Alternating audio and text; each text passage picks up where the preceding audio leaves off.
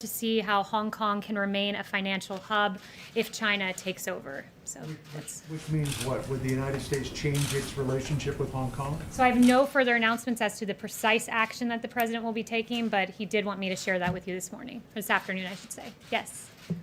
Oh, thanks again. Yep, no problem. Just over my shoulder, I realize now.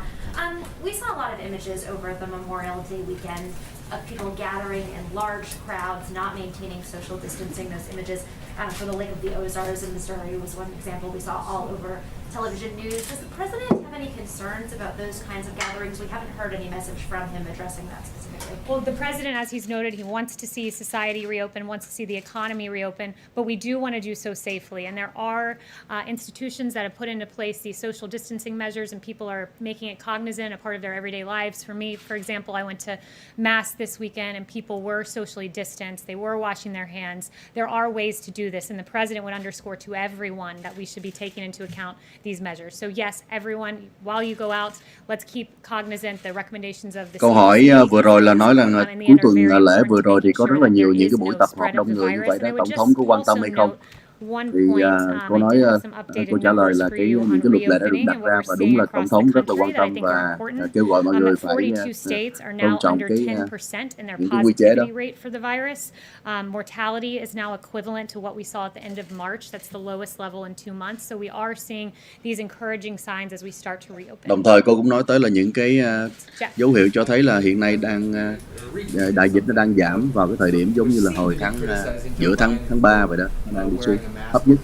Was that his intention, and if it was, why would he criticize that? I think, look, the president's excited to see that Joe emerged from the basement.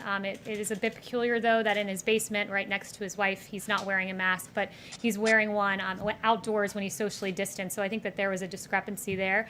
He's not shaming anyone. As the president noted himself, he wore this mask in private at the Ford facility, and he said he's open to it if the circumstance mandates it.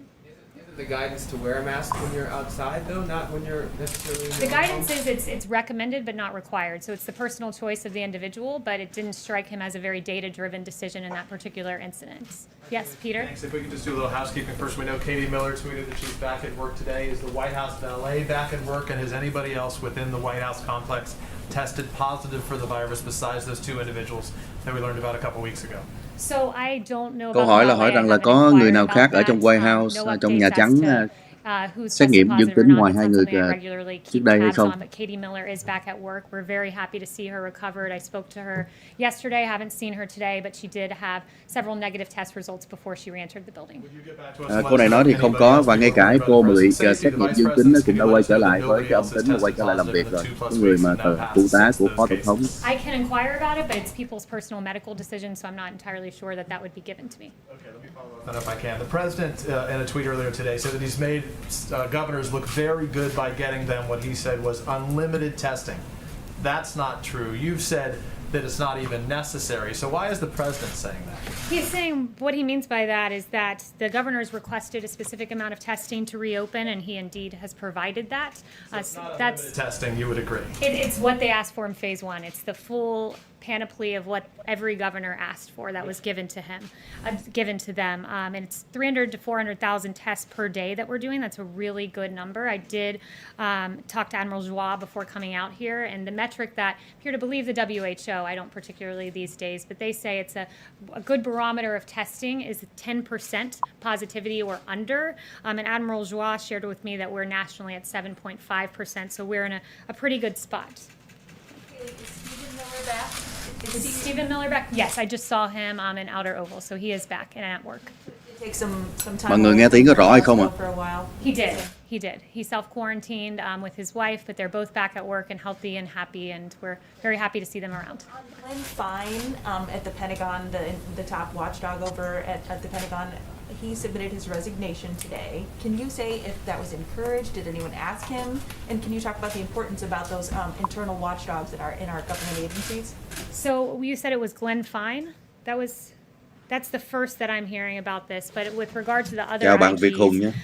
I would note that the Việt Hùng president is Nguyễn. within his authority, his legal and executive authority to appoint new IGs, and he said, I think last week at some point, that it's within the decision-making process of each entity, the State Department, each department, whether to keep their IG or not.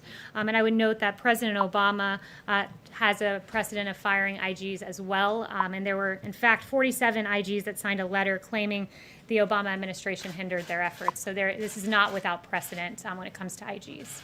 Yes. Kelly, is it the president's position that the Republican National Convention should go forward no matter what the COVID infection rate is by late August? Ông này hỏi rằng là cái đại hội đảng Cộng hòa sắp tới là sẽ chắc chắn sẽ xảy ra hay không, bất kể là nếu mà cái vấn đề mà đại dịch nó có tăng hay giảm hay không.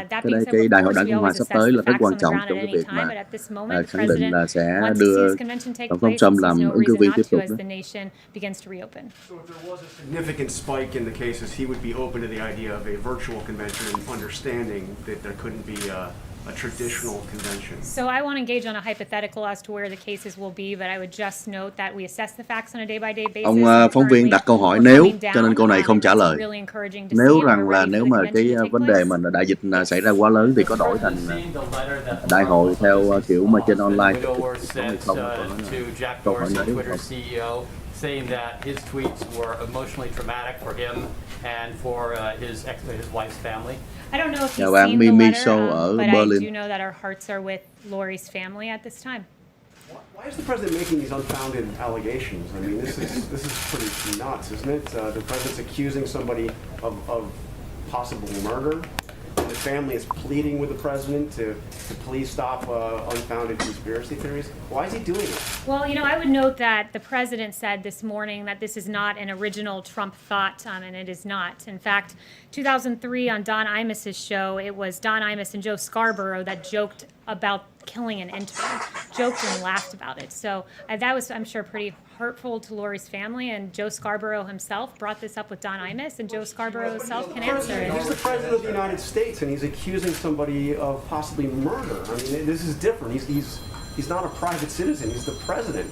Yeah, and Joe Scarborough, if we want to start talking about false accusations, we have quite a few we can go through about Mika asserting, I'm asking about Mika I'm asking about the president's allegation. and here. I'm replying to you and saying this morning, as recently, I believe it was this morning or yesterday, Mika accused the president of being responsible for 100,000 deaths in this country. That's incredibly irresponsible. They've dragged his family through the mud. They've made false accusations that I won't go through, that I would not say from this podium, against the president of the United States, and they should be held to account for their falsehoods. Joe Scarborough should be held to account for saying people will die by taking hydroxychloroquine. Never mind the millions of Americans and people across the world who take it for rheumatoid arthritis and other reasons. There are a litany of false headlines like Mika. The president spreading a false conspiracy theory that I suggests would that point you he's back responsible for murder? I would point you back to Joe Scarborough, who laughed and joked about this item on Don Imus's show. It's Joe Scarborough that Bạn has Hùng to Hoàng answer hỏi là these chị đang questions. trên bục là ai thì Steven. cô ấy là phát ngôn viên của Nhà Steven. Trắng. Thank you. If I could Cũng giống như là bà John Thu Radcliffe Hằng was là phát sworn ngôn in viên as của Bộ Ngoại giao Việt Nam Director vậy. today. Has the president decided what's next for Rick Grenell in terms of an appointment? He hasn't, but Rick Grenell is a very valued member of this administration. He's done extraordinary work at ODNI. He has a great history. We'll see where he goes next, but just know that Rick Grenell has done an excellent job in that position. I expect that John Radcliffe will as he takes over. And my second question, if I could, I asked the president last week on Capitol Hill about his involvement with FISA reform. And obviously, FISA is something he cares a lot about, but he told me that he had left it up to the senators to figure out. And, it's still ongoing, this Chào bạn Trọng process. Minh. The House has to pass the legislation that the Senate passed. The senators tried and failed by just one vote to ban the warrantless collection of internet records. So I'm wondering how if you could describe a little more how the president sees himself as part of this debate and whether he might intervene at some point going forward. Yeah, it's very personal to the president when it comes to FISA. This is an important tool in the intelligence community. He knows that, but he also knows that it was used and abused and politicized. The fact that you had 29 members of the Obama administration there are 29 individuals of the intel community and Obama administration unmasking dozens of times, using these tools that are so much power to spy on an American citizen, to listen to their phone calls, to unmask their names. We have a Fourth Amendment. Cô đang đề cập tới cái việc mà 29 nhân viên but the rights were not protected when it came to President tình Trump báo and his trong cái nội các administration, của and Michael Flynn, whose Tổng thống name was Obama leaked trước in a đây đã criminal fashion to dùng the những cái press. FISA vấn was đề mà họ not cho rằng là used không có hợp pháp appropriately để when mà a sealed dossier full để of mà lies that was, quote, salacious and unverified, nghe in the lén words đối of với lại Jim đối Comey, thủ was và những người used khác. as the basis to get a FISA warrant and attested to as if it were truthful and a reason to spy on Carter Page. These tools were used and abused. The Fourth Amendment rights of several Americans were violated. A political campaign was spied upon. So any FISA concerns the president has, they're real, they're personal, and they should be considered as we move forward to reauthorize this valuable tool. Yeah, if I could, Rick Grenell, as one of his last official acts, at the request of Adam Schiff, declassified transcripts of the phone calls between General Michael Flynn and Sergei Kislyak.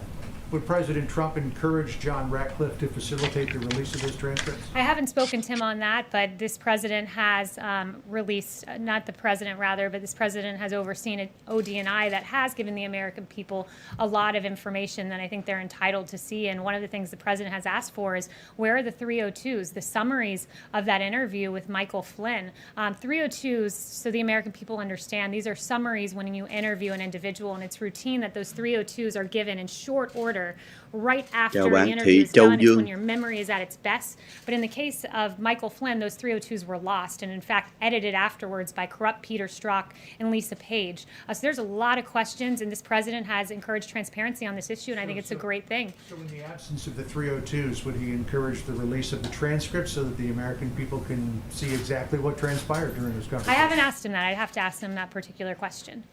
Câu hỏi vừa rồi liên quan tới cái vụ mà ám hại ông tướng Flynn. Opportunity question caller. So yes. Kayleigh, we're about to cross the 100,000 dead American milestone.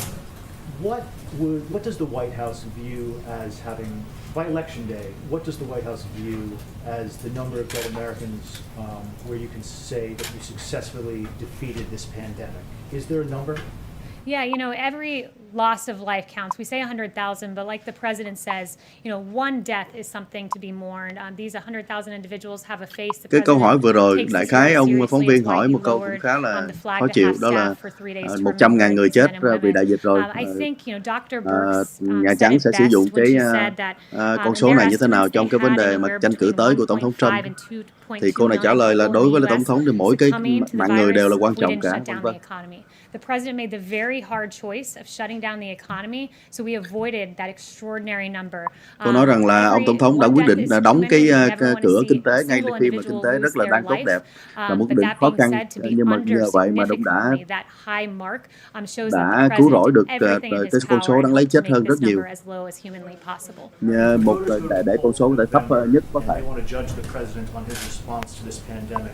What is the number of dead Americans that they should tolerate and where they can argue that yes, he successfully defeated the pandemic? I think you know, you're asking the wrong question. The right question is where did the data?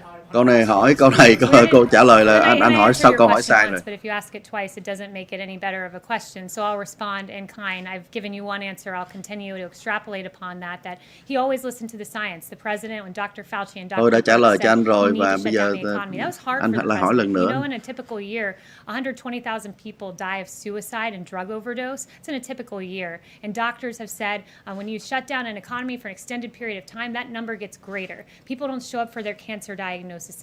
There are a litany of results when you close down an economy, but closing down the economy for this amount of time kept us far below the 2.2 million number. And as we start to reopen, we keep in mind the people who are missing cô đang nói tới cái vấn đề mà tiếp tục đóng lại thì theo các nhà khoa học cũng cho biết rằng là những con số chết khác không có được báo cáo đó, nó còn tăng lên nữa. Ví dụ như là vấn đề tự tử hàng năm là cả 100.000 người tự tử đó thì nó sẽ tăng lên. Rồi những cái bệnh khác nó cũng sẽ chết nhưng mà cái đâu có được báo cáo đâu. I'm gonna read something really quickly. Timothy Claw Sotis wrote, quote, "Conspiracy theorists, including most recently the President of the United States, continue to spread their vile and misinformation on the platform, disparaging the memory of my wife.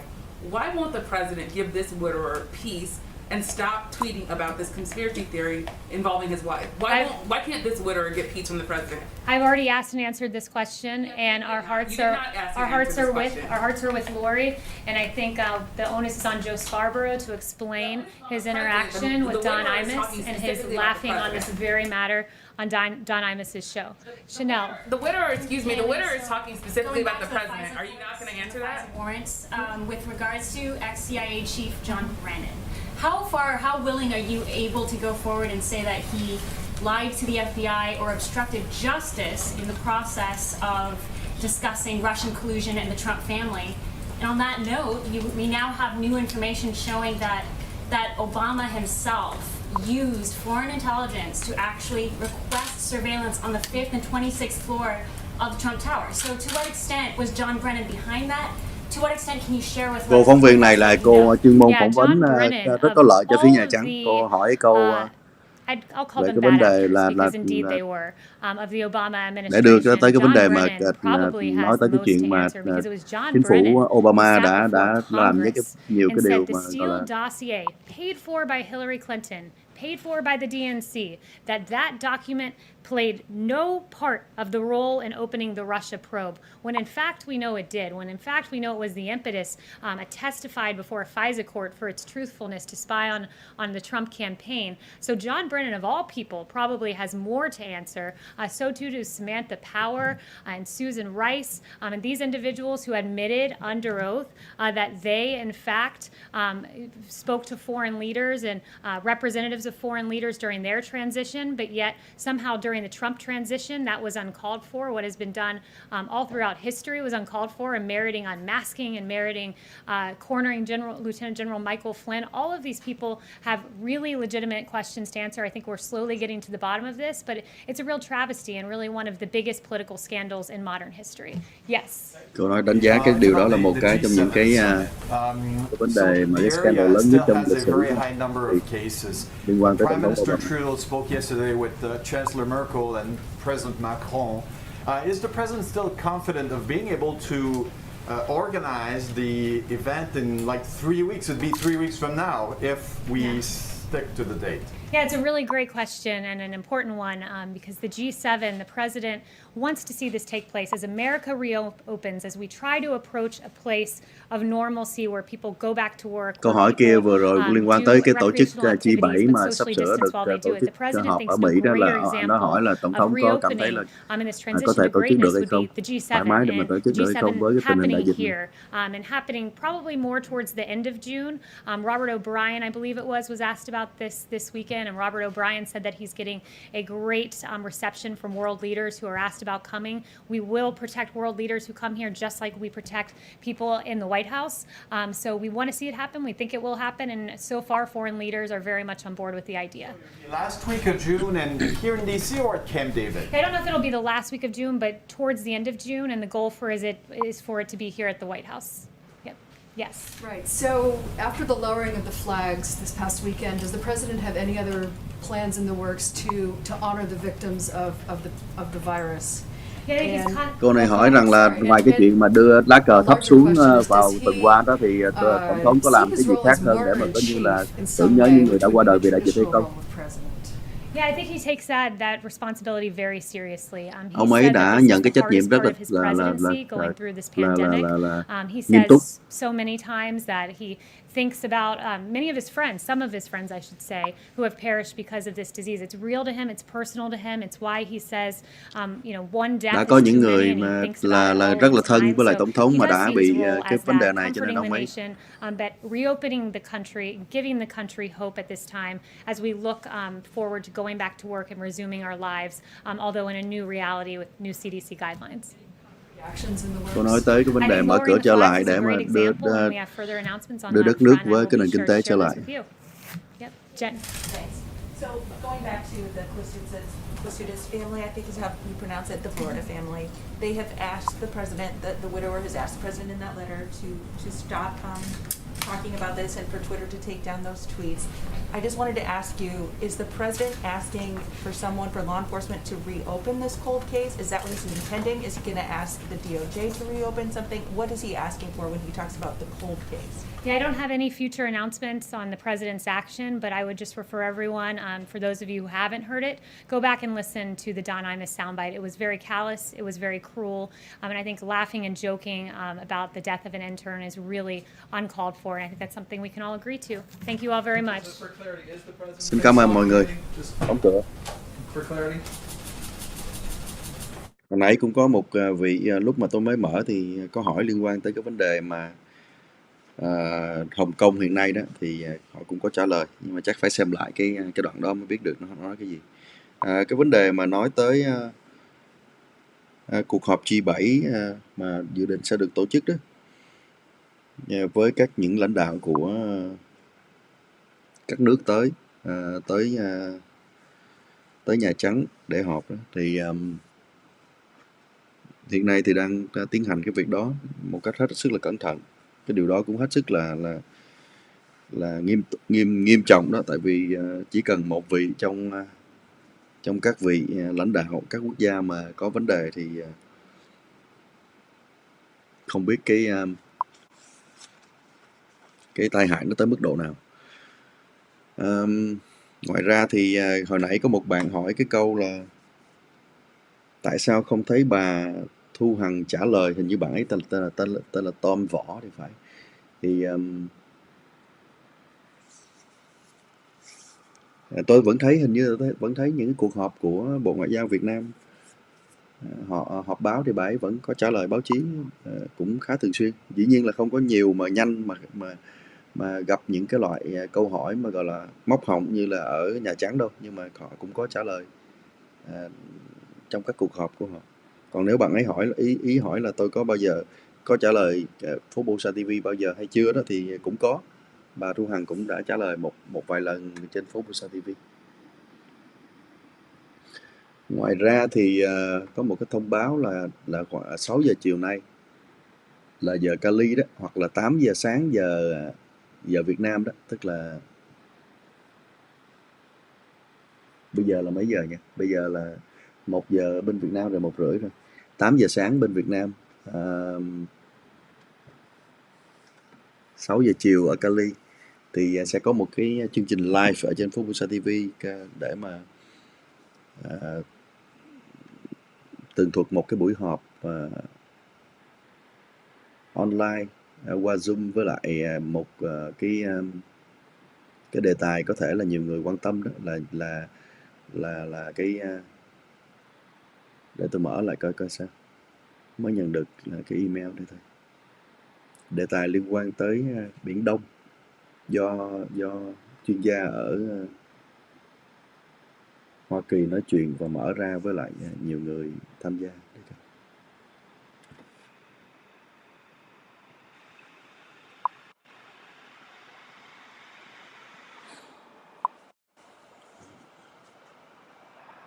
Cái chương trình đó gọi là chương trình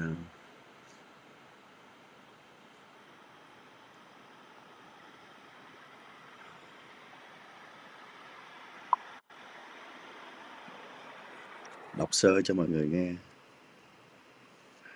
Là chương trình, cái chủ đề buổi họp trực tuyến đó là an ninh khu vực Biển Đông trong giai đoạn Covid-19, với diễn giả là Bonnie Glaser, là cố vấn cao cấp về châu Á và giám đốc dự án sức mạnh Trung Quốc tại Trung tâm Nghiên cứu Chiến lược Quốc tế, tức là cái trung tâm CSIS mà mọi người hay thường nghe liên quan tới vấn đề Biển Đông đó.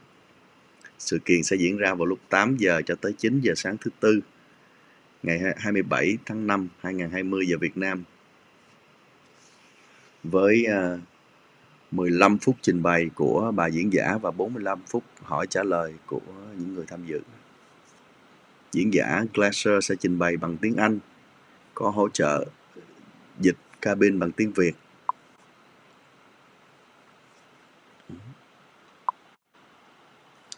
Cũng được biết là sự kiện này là một phần trong chương trình diễn giả trực tuyến của Bộ Ngoại giao Hoa Kỳ, nhằm kết nối các chuyên gia Hoa Kỳ với khán giả các nước ngoài trên khắp thế giới.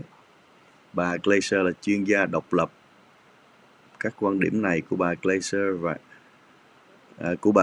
Glaser và không nhất thiết thể hiện chính sách và quan điểm chính thức của chính phủ Hoa Kỳ. Sau đó thì cũng sẽ có những cái buổi khác mở rộng ra công chúng.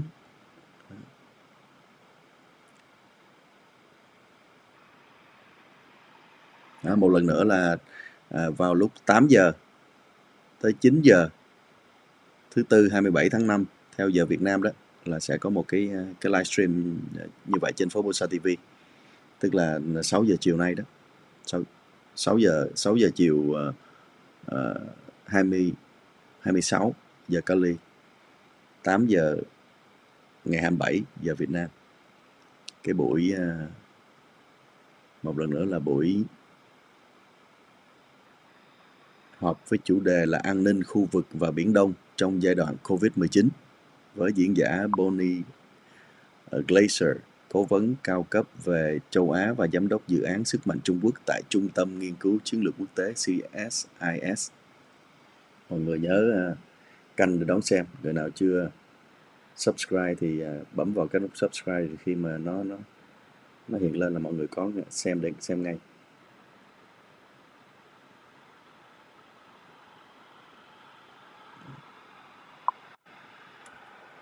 Ngoài ra, ngày mai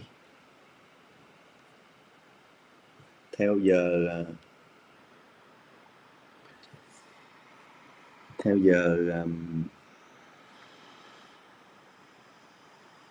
'Hoa Kỳ là 4 giờ rưỡi. Xem nào. 4 giờ rưỡi ngày mai, và vào giờ Florida đó, 4 giờ rưỡi ngày mai. Tức là 1 giờ rưỡi Cali, tức là 4 giờ rưỡi sáng giờ Việt Nam, sẽ có một cái sự kiện khá là trọng đại. Đó là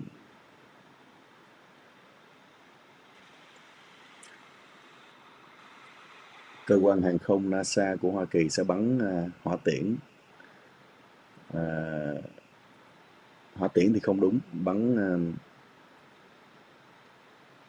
tên lửa, cũng không đúng luôn, bắn cái tàu vũ trụ lên không gian để mà đưa người lên không gian, đưa người lên trạm vũ trụ quốc tế. Cái điều này nó rất là đặc biệt ở cái điểm là cũng 9 năm nay rồi Hoa Kỳ chưa có đưa người lên bằng con đường của chính mình, của chính Hoa Kỳ, mà trong thời gian qua thì phải đưa người lên qua cái trạm, qua cái con đường của các cái bệ phóng của Nga. Thì bây giờ đây 9 năm quay trở lại Hoa Kỳ, bắn trên đất Hoa Kỳ và trên đất Florida. Tôi sẽ có một cái chương trình như vậy.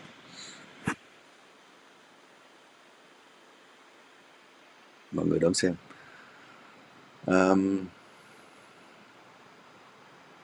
Ok, bây giờ chúng ta sẽ tạm ngưng ở đây với những công việc khác nữa, và xin hẹn gặp lại mọi người nhé.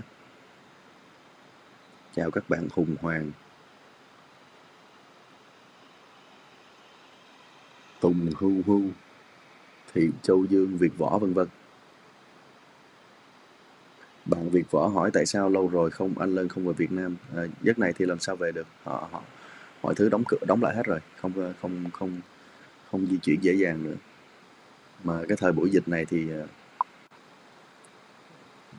di chuyển những cái điều gì mà có thể tránh được thì không nên.